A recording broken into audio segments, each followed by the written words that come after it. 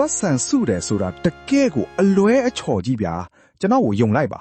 ပတ်စံစုနေတာဟာနစ်မြုပ်နေတဲ့တင်းဘောတွေကိုငွေတွေပြတ်ထဲ့နေတယ်လို့ပဲဘသူမှပတ်စံစုယုံနဲ့တထေးမဖြစ်လာဘူးဘသူမှမဖြစ်ဘူးငွေကြေးဖောင်းပွားမှုဆိုတာအတန်တိတ်တခိုးပဲသူကခမားတို့ရဲ့ပိတ်စံတွေကိုခိုးယူသွားတာခမားတို့ကပိတ်စံကိုဒီတိုင်းစုထားမယ်ဆိုရင်အဲ့ဒီတခိုးကိုအခွင့်ရေးပေးလိုက်တယ်လို့ပဲခမားတို့ရင်းနှီးမြုပ်နှံရမယ်စွန့်စားရမယ်ပိတ်စံကိုပွားအောင်လုပ်ရမယ်မဟုတ်ရင်တော့ခမားတို့ပိတ်စံကအချိန်ကြာလာလီတန်ဖိုးနည်းတဲ့ထက်နည်းလာလီဖြစ်သွားမှာပါဘန်စနစ်ကြီးကမတရားဘူးဗျဘန်တွေကခမားတို့ကိုအတိုးပေးရင်ပဲစေးလောက်ပဲပေးပြီးသူတို့ကြတော့အဲ့ဒီပတ်စံကိုအတိုးနှုံးအမြင့်ကြီးတွေနဲ့ပြန်ချေးစားနေတာ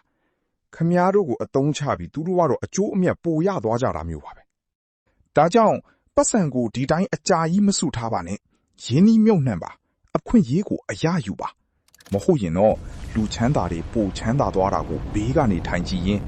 ငါလဲတစ်ချိန်ကစူးစမ်းခဲ့ရင်အခုလိုလူဒန်းစေနေနိုင်မှာပဲဆိုပြီးနောင်တရနေရလိမ့်မယ်